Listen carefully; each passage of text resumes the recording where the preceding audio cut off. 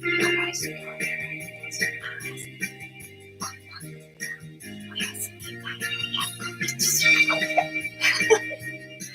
10時5分ぐらいから11時ぐらいまでの間、皆様と楽しい時間を共有して、いい夢見れるライブを目指しておりますので、皆様積極的に参加してくださいませ。で、番組の前半はこのようににゃんこにカリカリとチュールを用意しておりますので、猫の姿がそこそこ楽しめると思いますので、猫目的で参加される方は、ぜひ番組の冒頭にスマホを握りしめ、パソコンの画面にかぶりつき、息も止めて、瞬きもせず、ご視聴いただくことをお勧めしておりますよ。そして、そのままくたばらないようにご注意くださいませ。ちゃんとチャンネル登録とグッドボタンを押して、スパチャを投げてからくたばるようにしてくださいね。で、今、画面に収まっておりますのが、白黒のクータくん、チャトラのマサルくん、白茶のゆりさん、画面に収まっておりませんが、三毛猫のたまちゃん、グレーのぐーちゃんと、我が家には全部で5匹のかわいい猫ちゃんがおりますよ。で、5匹のかわいい猫ちゃんがいる生活って、どんな感じなのかなっていうのを、ちょっと楽しんでいただけたらいいんじゃないのかなと思いますよ。で、猫のことをもうちょっと詳しく知りたいなと思われる方は、概要欄のところに猫紹介してありますので、そちらを読んでいただけたらいいんじゃないのかなと思いますよ。で、同じく概要欄のところに Amazon のウィッシュリストのリンクが貼ってありますので、そちらからシーバをポチッとご購入いただければ、我が家に届く便利なシステムとなっておりますので、にゃんこにシーバーあげようかなと思われる方は、そんな便利なシステムをご利用いただくことをお勧めしております。はい、ゆりたん、起きてご飯食べれてよかったなというかさ、ぐーちゃんが全然出てこないんだけど、みたいなね、どうしちゃってんのかね、生きてんのかしらみたいな、今ちょっと不安がございますよ。はい。で、1日1個猫に関してのお話もしませんので、これから皆様と一緒に乾杯しようと思いますので、お付き合いよろしくお願いいたします。で、乾杯の時に、ジャスティースって言います。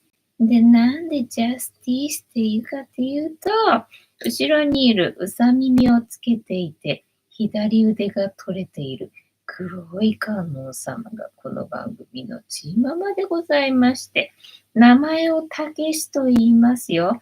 で、たけしの言葉で、乾杯のことをジャスティスって言いますので、一緒に言っていただけると嬉しいです。はい、では行きますよ。せーの。ジャスティス、よりたん、ジャスティス。今日も氷が入った冷たい水。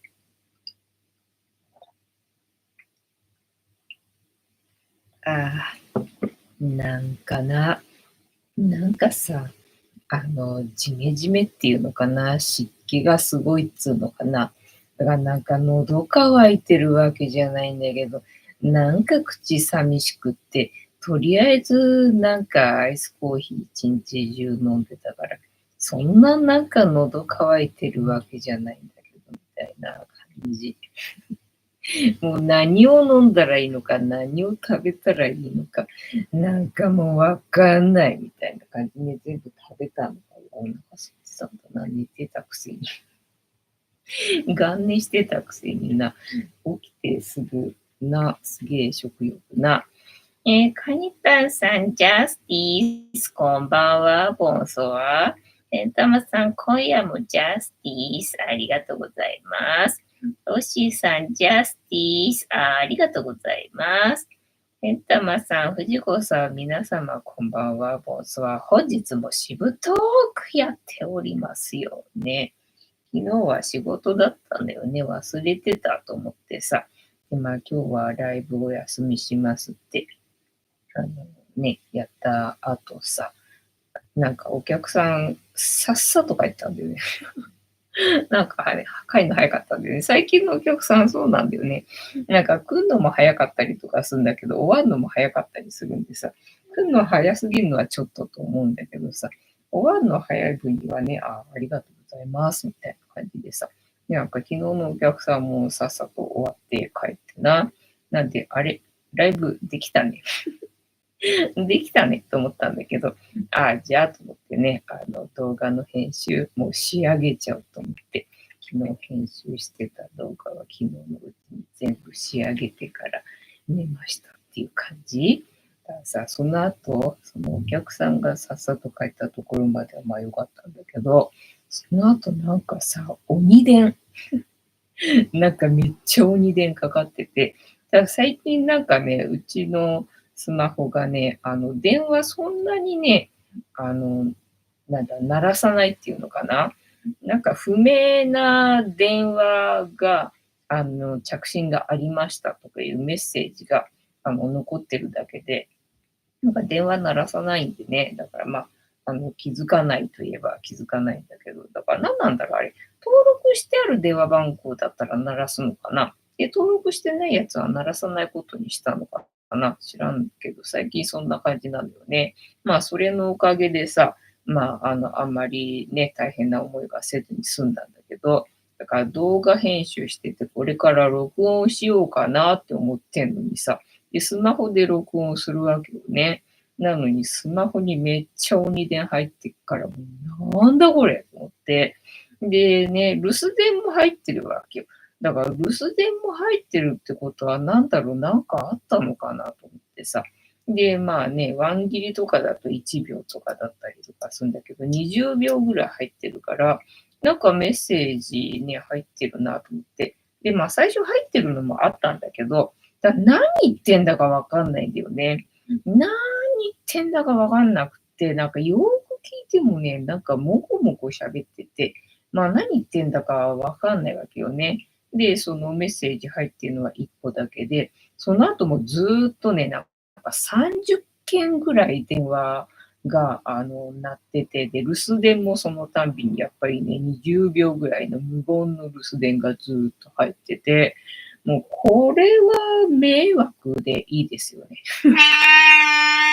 これは迷惑ですよね。迷惑電話っていうことで、着信拒否していいですよねっていうので、まあ着信拒否したんでね、まあそこから動画の編集を、まあ続けてやりまして、みたいな。そんな感じだった。なんでよ、たまちゃん。遅いよ、もうなくなっちゃったよ。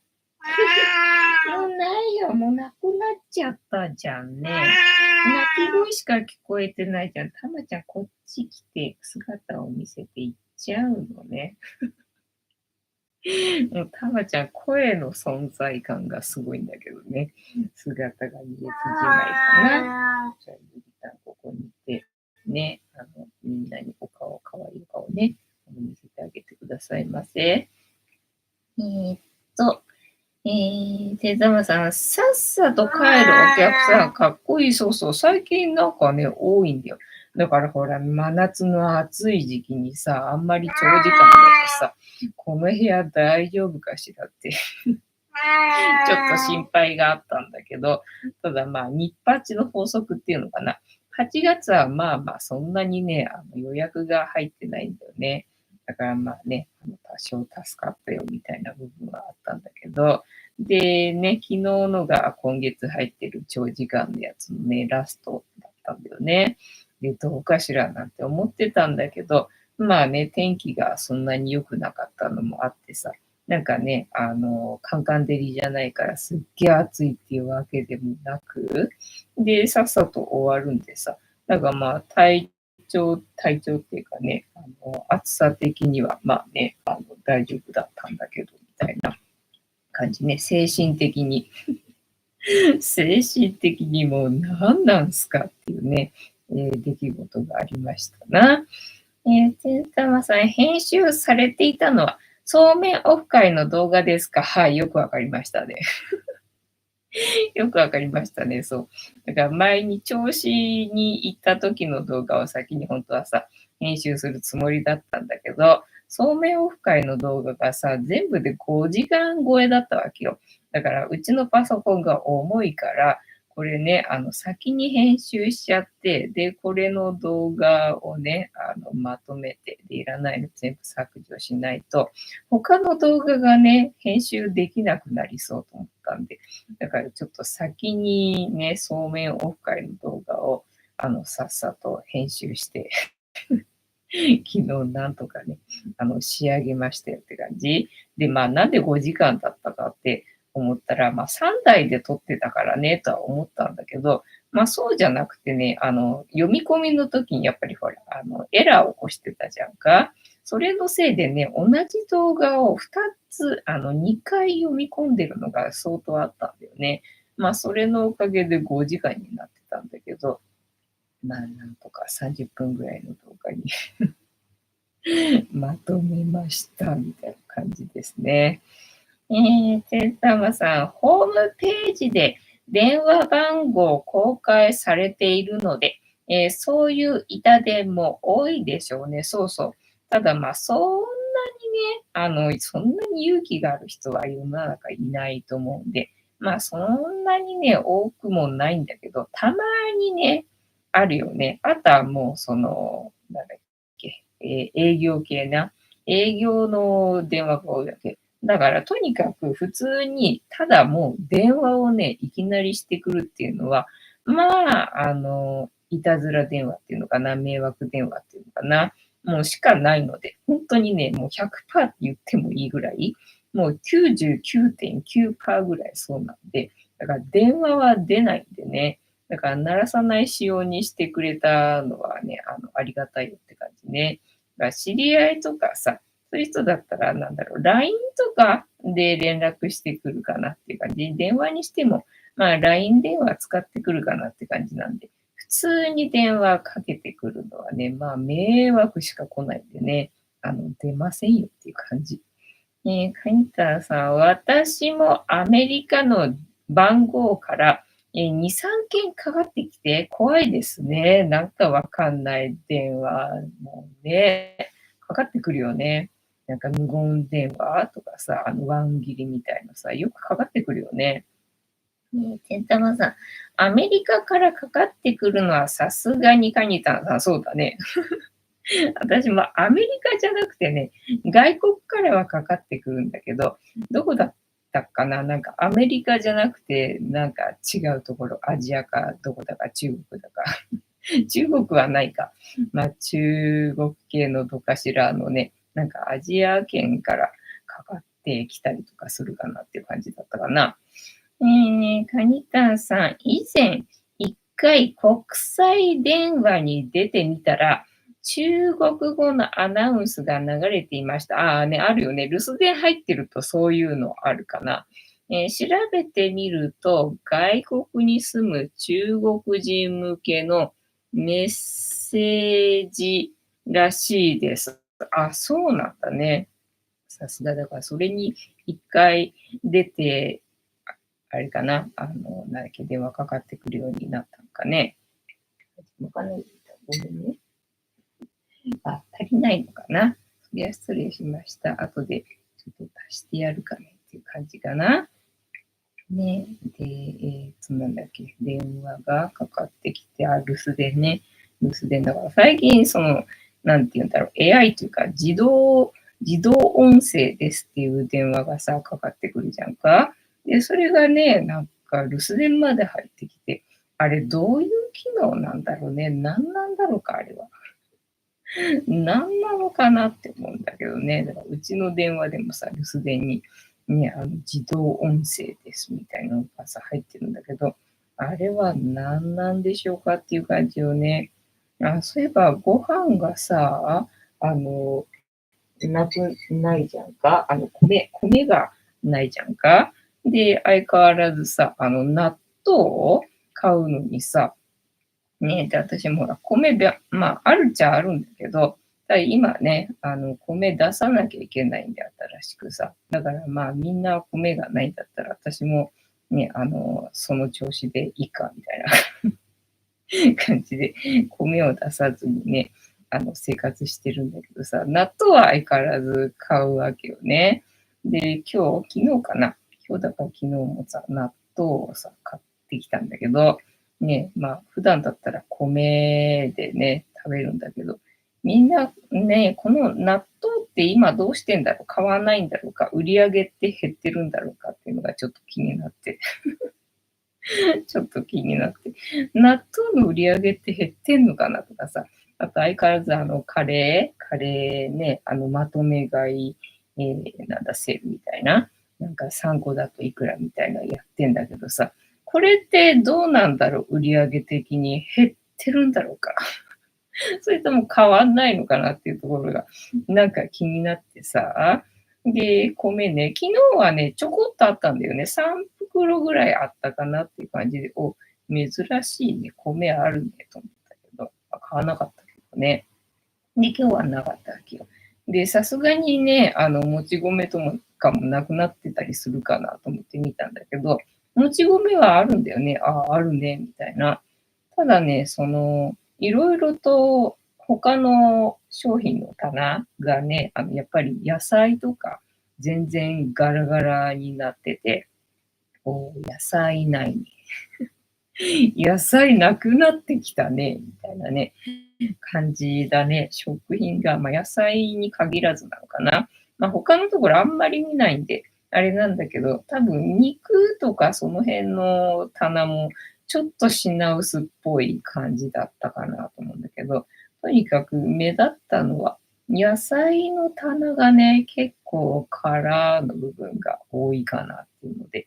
で、前はそのさ、レンチンする、パックご飯はあったりとかしたんだけどさ、パックご飯もなんかちょっと在庫減ってきたみたいな、感じがあったり、でも昨日なかった棚が今日は補充されてたりとかするんで、まあそこはあんま変わんないのかなと思うんだけど、ね、で、普通にさ、コンビニ弁当みたいなさ、そういう弁当系、おにぎりとかはさ、変わらないじゃんか。だから、米だよね。米がないんだよね。で、米に付随する、まあ、納豆、あとは何がある納豆しか思いつかないけど、ね、それらの売り上げってどうなってんだろうか、減ってるんだろうか、変わらないんだろうか、みんなはどうしてるんだろうかっていうところがさ、なんか気になって気になってな。テータンさん、中国からの板伝多いですよ。あ、そうなんだね。ほら、中国ってさ、他の国とはさ、なんだ、断絶されてるっていうか、だからさ、中国は中国内だけでね、完結されてたんだっけどうだったっけって思ったんだけど、そっか、あるのか。テンタマさん、処理水の海洋放出以降多い。そうなのか。嫌がらせっていうことか。てんたまさん、生協の納豆はよく買ってますね。じゃあ、ご飯なくてもみんな納豆は買うのか。でも納豆だけで、なんか酒のあてかなんかにして食べるんだったっけ。それだと、まあ、変わんないのかね。例えば、昨日、今日と私は、タンパク質祭りにしてみた。してみたっていうか、なんか豆腐を買ったんだよね。豆腐買って、で、昨日も食べたと思うけど、で、納豆は昨日はなかったのか。で、今日は納豆買ってきたんで、納豆食べるかと思って。で、昨日ゆで卵にしたんだよね。で、ゆで卵にして、で、昨日はさ、適当にゆで卵にしたにもかかわらずさ、なんかそういう時の方のがさ、ゆで卵って上手に作れるよね。やっぱりか、みたいな感じで。なんか、適当にしてる時の方のがさ、なんかゆで卵って上手にできるんだよね。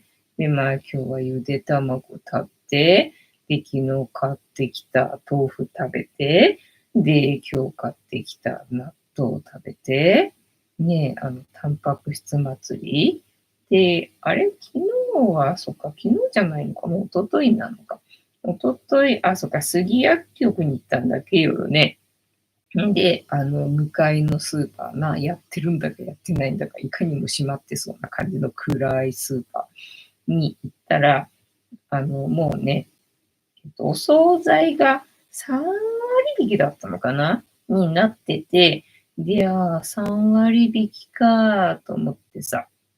で、ね、なんだ、ししゃもみたいなやつ、目指しがあれ、なんていうんだっけ、イワシなのかながあって、で、ね、なんか、久々になんかちょっとこれでも買ってみようかみたいな気になって、それ買ってきたんだよね。で、これってどうなんだろう、頭から食べれるのかと思って、頭から食べてみたんだけど、頭はちょっと辛いな。頭ちょっと辛かったなと思って、食べなくてよかったな、これと思ってね。で、3個入ってたんだけど、3匹入ってたんだけど、1匹はまあ頭からいっちゃったんでしょうがないから、それ頑張って食べて飲み込んだんだけど、で、その後内臓も結構ね、ちょっとややしんどいかなって感じで。だから1匹食べてお腹いっぱいになってきたんだけど、その後クータが来たわけね。お、クータ来たなと思って。目ざといな、さすがだな、クータは食いしん坊だな、絶対来るなと思ってね、やっぱ来たかと思ってね、じゃああげっかと思って残り尻尾の先ね、尻尾の先をさ、クータにあげたらさ、ペロッと食べたんだよね。だから、なんだ、食べるなと思って、じゃあと思って、その頭をあげたらね、頭は食べないね。やっぱり頭食べないのかと思って。で、内臓っていうか、まあ、身のところちょっとカスが起こってたんで、それをあげたけど、それも食べなかったから、なんだもう食べないんじゃないかと思ってさ。だから結局食うた来たけど、尻尾の先しか食べなかったんだよね。まあ食べたっちゃ食べたけどさ、そうかと思って。で、最初は1匹でもういいかな、お腹いっぱいかな、あと2匹は次の日用に取っとこうかなと思ってたんだけど、なんかクータと一緒に食べてたらさ、全部食べちゃったんだよね。だから、そうかと思って。一人で食べてると結構ちゃんとね、それなりに味わって食べてて、で、まあ、満足感も出て、そこそこの量でね、食べ終えてるのかもしれないと思って。で、なんかね、人と一緒に食べてるとさ、なんかね、どんくらい食べたのかわかんなくなって、なんか普段ね、一人で食べてる時よりも、なんか量多く食べちゃうのかもしれないななんて、魚を食べながら思いました。てんたまさん、昨日、生協に行ったら、もう新米がたくさん積まれてました。ね、どうなんだろう。天気悪くなるの分かってて、もう前もって、なんだ、買ってしまったのか、それともで、鳴りが早くて、もうね、買ってしまったのか。それから私、ほら、だいたい彼岸花の時に、ばあちゃん家に行くのよね。彼岸花見に行くわけよね。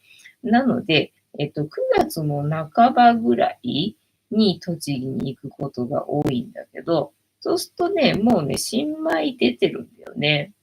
新米なのかわかんないけど、大概米は売ってて、でね、なんか去年買ってもらったよなっていう覚えがあるんで、だから9月の半ばにはもう米売ってるんだから、だからまあもうそろそろね、出てきてもおかしくないかなと思ってたんだけどね、なんかまだっぽいから、そうなのそんなに遅かったっけなんて思ったんだけどな。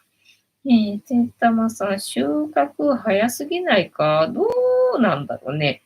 もうぼちぼちな感じなんじゃないのかなって思うんだけど、どうなんだろう。よしさん、私は納豆だけ食べる時も多いですよ。そう。私もさ、お腹空いた時ね、お腹が空いてどうしようもない時、タンパク質が足りないっていうことなんだよねと思って、じゃあ納豆食べるかと思って納豆を食べると、一時ちょっと落ち着くんだよね。なので、お腹が空いてどうしようもない時に私は納豆だけ食べるかな。てんたまさん、よしーさん、納豆だけでも美味しいしですよね。そうなんだよね。そうなんだけど、まあ、ご飯にかけたくなるじゃん。なんかもったいない。納豆だけで食べちゃうのがもったいないから、なんかご飯にかけたいよね、みたいなね。なんかにかけたいよね、みたいな。私はよく味噌汁に納豆入れるの好きでさ。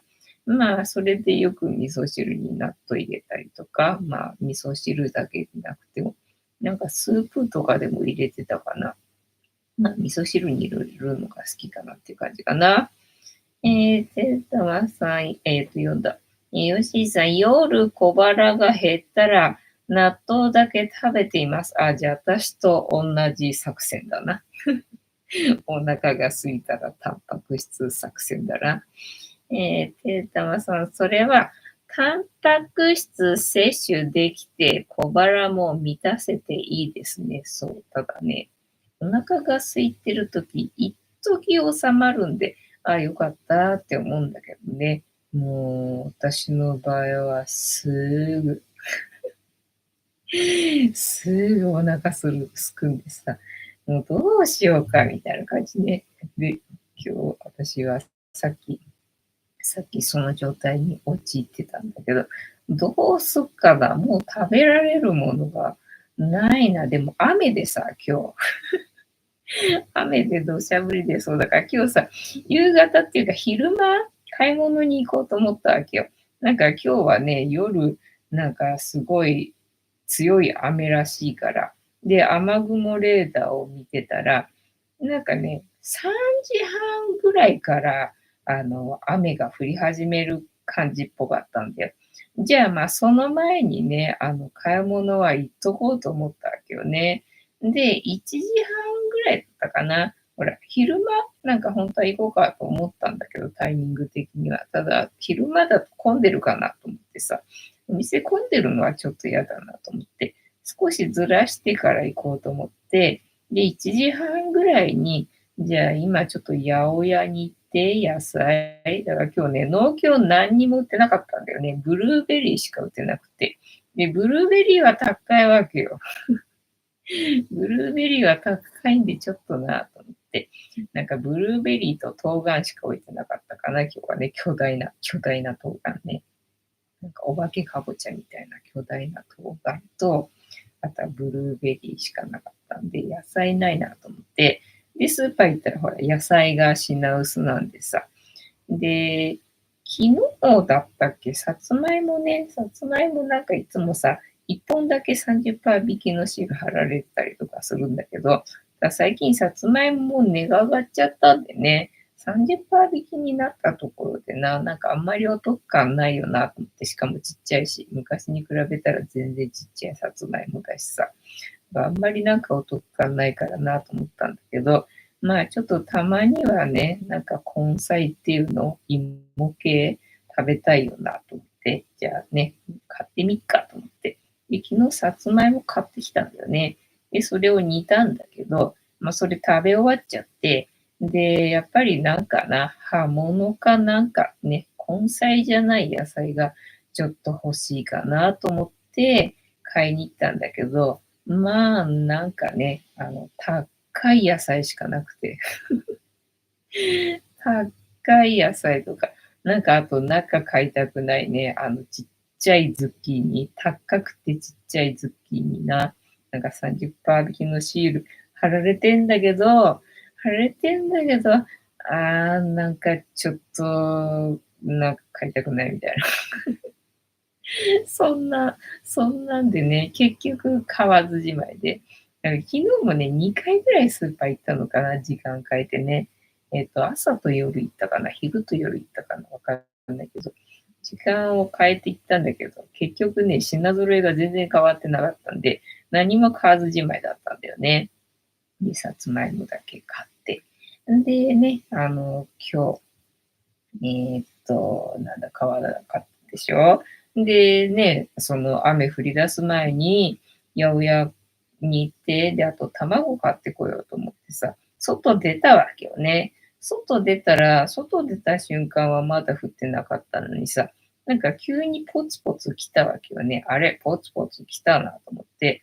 空を見ると、まだね、そんなにね、なんかすげえ降りそうな感じではなかったんだよね。で、まあ近くだからさ、まあね、行って帰ってぐらいの時間はあるかななんて風に思ったんだけど、全然ね、急に降り出してダメだこれはと思って、ダメだこれはと思ってね、戻ってきた瞬間、土砂降りね、と思って、ね、帰ってきてよかったと思って、そっか、これはもう今日は買い物に行くなっていうことだねと思って、だから結局今日はさ、買い物に何度も出たい割には何も買わずじまいの一日だったんだよね。なので、なんかね、食べたいものが全然何もないのにお腹が空いてて、どうしようかな、どうしようかなと思って、うだうだしててさ、ねでね、ベタベタしてから、わかった。お風呂入ればいいかと思ってね。お風呂入ったらちょっと気分的にスッキリしたんで、よかったよ。よかったよってね。感じです。うーんどこだっけ。よしさん、天太はさ、納豆を食べているときは、思考の時で日本に生まれてよかったと、つくづく思います。あるよね。そうそうそう。だから日本に生まれててもさ、納豆をね、嫌いで食べれない人もいるわけじゃんか。ね、だから納豆食べれてよかった。ね、納豆食べれて、日本に生まれてよかったなって思えるね、タイミングがね、食べれない人に比べて多いところが、良かったなって思うよね。てったまさん、納豆に思考を感じられるなんて、日本人の、鏡かな。読めないけど。鏡ですね。そう。嫌いな人はそれを感じられないわけだからね。ヨッシーさん、ブルーベリーは近くの業務スーパーで冷凍物を買っています。そうだね。なんかたっぷり食べたいときは冷凍物を買うのがいいよな。てんたまさん、カニタンさんのチャンネル登録者数500人になってますね。いいな。いいな、人気者で。羨ましいな。てったはさ、おめでとうございますね。すごいよね。すごい才能だよね。てったまさん、無事に帰宅できてよかったですね。ね、そうだよね。そうだ、そういえば、てんたまさんのところは大丈夫なんだろうか。ね、まだあれか、長崎のあたりずっと、台風はね、居座っていく感じなのかな。カニタンさん、てんたまさん、ありがとうございます。まだ増えたり減ったりしているので、もうちょっとしてから収益化申し込みます。500円で収益化できるんだ。すげえ。500円じゃない、500人か。ね、収益化できるんだ。へえ、すげえいいな。羨ましいな。いいな。てんたまさん、500人超えると、ライブ配信のアーカイブも残せるんですよね。そうなんだ。アーカイブって500人超えないと残せないもんだったんだ。それは知らなかった。それは知らなかった。そうなんだ。結構いろいろとね、仕様が変わってんだな。もう全然全くそういうのをね、調べずじまいでダラダラと同じことを繰り返している。なんだっけ、めんどくさがり屋だからな。ね。手沢さん、こちらはこれからですが、勢いが弱まっているので、まあ大丈夫だ。ああ、そうそうそう、それでさ、青春18切符な、もう雨の中行くしかもうしょうがないもんねと思って、まあ諦めて明日は出かけることにしたんだけどさ、最初さ、調べてみたらさ、北海道は影響ないみたいじゃんか。じゃあ分かったと思って。じゃあもう分かったと思って。ね、またエアドゥで北海道行ってね、で、北海道で青春18切符使えばいいんじゃんって思ったわけよ。で、ね、北海道の青春18切符って、そうだ、北海道って使えるんだっけと思って調べてみたら、北海道は北海道でまたね、特例っていうのかな。なんか新幹線が使えるらしいんだよね、青春18切符で。なんか往復じゃないけど、片道に限り、なんか新幹線が使えるらしくって、おー、なんだそれいいじゃないか。なんだそれいいじゃないかと思ってね、それちょっと乗ってみたいじゃないかと思って、多分時間足りるかな、どうかなっていうのもあったんだけど、まあね、とりあえずそのエアドゥね、ね、空いてるのかどうなのかっていうのを、まず最初に検索しなきゃと思ってさ、エアドゥをさ、チェックしてみたんだけど、やっぱりね、安いところでさ、この前行った時は申し込んでたから、まあね、安く行けたけど、普通にエアドゥを使おうとすると、普通に高いのな。普通に高いのね。予算オーバーすぎる、これ。さすがに日帰りしようっていう気分にはなれない金額だなと思って、ちょっと挫折したんだけどさ。ねえ、だから普通に安く行けたとしてよ。で、まあ新幹線もちょっとなんか払うのかな、多分ね。多分なんかちょっと払うんだと思うんだよ、何千円か。ただまあ北海道広いからさ、そうだよねと思って、それ使わないとさ、移動できないよねと思って。で、前に他に青春18切符の動画をさ、なんかね、調べてて見てた時に、北海道の青春18切符は難易度が高いっていう、難易度が高いっていうね、動画を見たんだよね。あ、そうかと思って、だから前はそのね、エアドゥで行くとするじゃんと思って。で、北海道で18切符使うとするじゃんと思ったんだけど、北海道で18切符使うのは難易度が高いっていうんで、いや、それじゃちょっと帰ってこれなくなるかもしれないからと思って、一回挫折したんだよね。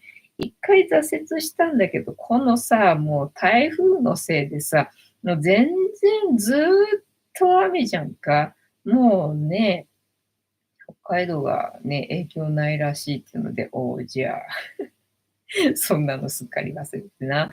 北海道分かった、じゃあ行くかと思ったんだけど、高すぎた。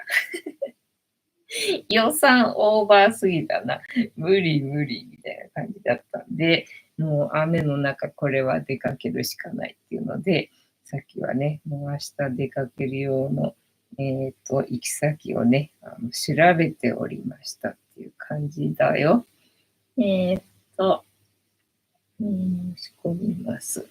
えーっと、勢いが弱まって、そうそうそう、弱まってね、そうで、昨日の感じだと天気予報が、だから東京から上の方っていうの、上の方に移動しちゃえば、まだね、台風の影響はなさそうだったんだよね。だから下の方に行っちゃうと台風の影響を受けるから、上の方行けばいいんだなと思って、で、天気予報を見てみたら、上の方行くと雨の影響はなさそうだったんだよね。まあ、晴れではないけど、まあ、曇りみたいな感じで、雨さえ降らなければそれはいいぞと思って、そのつもりでいたんだけど、ただ最終的にさっき調べてみたらね、天気予報さ、明日雨になっちゃったね。もう、ああっていう感じね。ただまあ、嵐じゃなければ嵐じゃなければまあね、みたいな。だから本当だったら海をさ、満喫したかったわけよ。夏のね、青春18切符は、やっぱ海でしょと思ったのにさ、もう全然海堪能できないな。もうさすがに雨なんで、ちょっとね、散策する気にはならないんでね、もうゆったりまったり、するしかないと思ってんだけどな。と、てったまさん、以前は登録者数1000人いかないとそう、収益化できませんでしたよね。そう。そうよ。だからもう1000人、1000人つってな、なかなかこれがならんのよね。もうほんとね、苦労しました。苦労しましたよね。カニタンさん、アーカイブ残せるとは知りませんでした。ね、知らなかったね。そんなね、制限があったんだね。ライブ配信をする自信はありません。藤子師匠は偉大です。ね、慣れだよね。慣れだよね。てったわさん、青春18切符で北海道まで行ってみたい。屋台の焼きもろこし食べたい。あ、そっか、なんか有名なのあったんだっけ。てったわさん、明日は18切符の旅ですか。そう。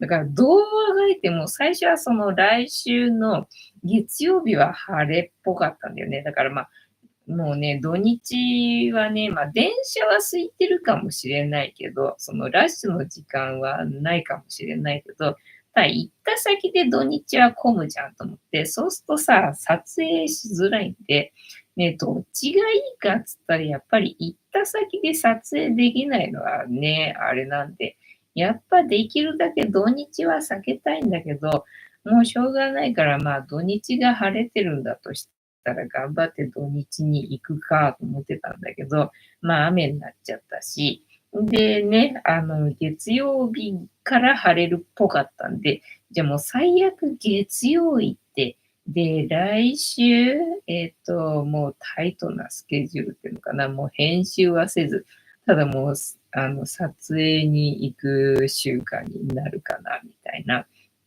ね、覚悟もしたんだけど、ただあんまりね、期間がね、短いのは、なんかね、頭の中が整理できないわけよね。落ち着かないわけよ、気持ち的に。だからね、心置きなく楽しむっていうことができないんで、ちょっとあんまりタイトなのはね、好きじゃないんだよね。で、どうしようかなと思ったんだけど、やっぱりどんどんどんどんさ、ほら、雨の日にちがずれるっていうので、ほら、期間も長くなっちゃう。だから結局ずーっと雨になっちゃったからさ、もうこれはダメだ。これはダメだと思ってね。もう諦めて雨の中行くしかもうね、方法はないと思ったんで、じゃあ明日行くしかねえな。明日行くのが一番ね、ベストだなと思って、もう明日諦めることにしました。明日は18切符の旅ですか。てたまさん、SNS 使って、相互登録で、登録者数1000人にしている配信者も多かった。そうそうそうそうね。だから、相互登録してください。相互登録してくださいって。多いよ。多いけど、私がね、そういうの好きじゃないんだよね。そういうの好きじゃないんで、嫌んなかったよね。たぬこさん、メッセージが撤回されました。てんたまさん、18切符はあと何回分残ってるんですか2回残ってんだけど、だから青春18切符は全然ね、頭になかったんで、ね、飛行機の旅があるわけ、来週。来週な、1泊2日の飛行機の旅があるわけよ。だからそれがあるんでね、来月はだからあんまりないわけよ。9月の10日までじゃんか。あと10日に1回行って、みたいな、スケジューリングです、今のところな。2回残ってるんですよ。たのこさん、こんばんは。ボスは本日もしぶとーくやっておりますよ。ね、ゆいたまん丸になって、かわいいな。よしさん、青春18切符で北海道、までとは、天玉さん若いですね。私は18切符は使っても、5時間が限界です。いや、青春18切符でそうだね、北海道まで行く人いるよね、若い人ね。だから青春18切符でさ、動画検索すると、そうやってな、どこまでも遠くに何時間もかけてさ、何日もかけてさ、行くやつばっかり出てくるもんね。そう、私も無理。3時間が限界。3時間が限界なので、それ以上はちょっと無理だなと思って、だから3時間で往復で6時間ってことでしょうと思ってさ。だからそれ以上は無理だなと思ってな。まあね、帰ってくるんじゃなくてね、それで移動するんであれば、まあいいと思うけどさ、私は往復してね、日帰りなんで、そうするとね、3時間が限界だな。てんたまさん、たぬこさん、こんばんは。よしーさん、たぬこさん、こんばんは。てんたまさん、一泊二日、はい、そうなんだけど、まあね、最初はその羽田空港でね、いろいろして、で、ね、移動して、で、一泊して、で、いろいろして、で、帰ってくるつもりだったんだけどさ、ね、羽田空港のね、サービスがなくなっちゃってんで、それをまたさ、調べないと。どうやって過ごそうかなと。ね、一日目どうやって過ごそうかなっていうところも調べなきゃいけないんでさ、っていうのがあってな。ちょっと時間にゆとりが欲しかったわけよ。たぬこさん、てんたまさん、こんばんは。よしーさん、こんばんは。てんたまさん、よしーさん、18切符のコスパを、えーっハートで見えない。追求かな。追求したいです。だからコスパ重視で行けばもうどこまでも遠くに行くっていうことだよね。だから、北海道の中だけでも、なんかかなり大変らしいから。だから北海道までは飛行機使って行ってな。で、北海道の中で青春18切符をね、利用してみればいいかと思ったんだけど、まあね、難易度が一番高いらしいよ。だからこっちでもほら、先週、銚子でやられたみたいにさ、時間が、電車のね、本数がないわけよ。まあ、1時間に1本は基本っていう感じで。だからそれを逃すとね、次みたいな。ただそうすると観光してる時間がね、なくなっちゃうんで。観光するとさ、みたいなね。だから観光するのか、電車に乗るのか、もうどっちかしかね、どっちも楽しむっていうのがね、選択肢にないみたいな。そういう過酷なね、状況になるんだよねっていうね、感じだな。地方に行っちゃうとな。だから東京の感覚でね、こりゃコスパいいぞなんて思って買ったところでね、まあ結局使い倒せないっていうのかな。普通に行った方のが、なんかね、気分よく過ごせたんじゃないのっていうね、結果に陥りそうな、青春18切符の罠な。青春18切符の罠で今日の動画はね、タイトルにしたら釣れるかな。青春18切符の罠について、語ってみた。てんたまさん、たのこさんは食べてますか？あ、そっか、無職だから。もやし食べてるかってこと？たぬこさん、てんたまさん、ご飯食べてますよ。お、たぬこさんのところには米があるらしいよ。てんたまさん。これはたぬこさんに米を送ってもらうしかない。な。そう、だからね、農家から言わしてもらうけど、みたいな、その米騒動についての動画をさ、なんか昨日だったか、いつだったか見たんだよね。そしたらやっぱりね、農家のところには米はないんだって。米はね、その売る分、もうね、納めちゃってるから、自分のところにね、備蓄してるわけじゃないから、だから普段からね、自分が食べる分だけ取ってるみたいな感じで、備蓄してるわけではないんでね、米農家のところには米はいっぱいあるだろうと思われてるみたいだけど、ねえよっていう、ねえよって話だったんだよ。いや、そっか、やっぱりそうなんだと思ってさ、ね、いくら農家だからっつってさ、ないんじゃないのと思ってたんだけど、やっぱりそうらしいな。あ、ないんだねと思って。ないんだねって思ってね。で、まあ、だからもうそのね、新米を収穫する時を待つしかないんじゃないっていう感じかな。えーっと、せんたまさん、18切符は、時間と体力がないとなかなか元は取れないですよ。そうそうそうそう。それ、取れたって言って呼んでいいのかわかんないなっていうふうに思うわけよ。だって時は金なりじゃん。時は金なりって考えるとさ、その時をさ、十分ね、使ってしまうということは、それはね、時間を贅沢に使ってるっていうことだよね。元取れたって呼んでいいのかなって、ちょっと思うんだよね。全力で遠くまで行く場合ってさ。すっげえ時間をさ、要するからさ。てったまさん、藤子さん、容赦ないですね。はい。容赦ないです。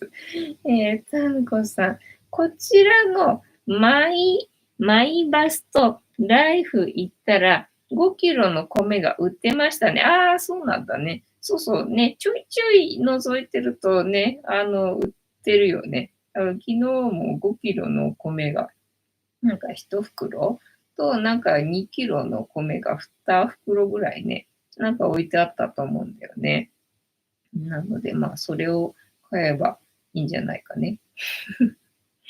ただもう、基本的にガラガラよね。で、他のさ、そのご飯にかける系の、カレーとかがさ、そのご飯の棚の横に置いてあるから、これらのものって、ね、売り上げどうなんだろう。米がないと減るのかな、変わらないのかなっていうのが、まあ気になって。だから味噌汁の具、わかめだったりとかさ、そういうものもさ、米がないっていうことは味噌汁も飲まないっていうことかな。そうすると、これらのね、まあ、味噌だったりとか、まあ、そういうのの売り上げもさ、減るのかなとかさ、気になって。はい。というわけで、本日も、突然始まるアファメーションタイム。この言葉をみんなで一緒に3回言いますので、お付き合いよろしくお願いいたします。みんなの波動が上がれば、世界の波動も上がる。地球のために言うぞ。はーい。アファメーションタイム。では、いきますよ。せーの。ああ、よかった。ああ、よかった。ああ、よかった。はーい。なんかさ、今日、スズムシの音みたいのがさ、聞こえるんだよね。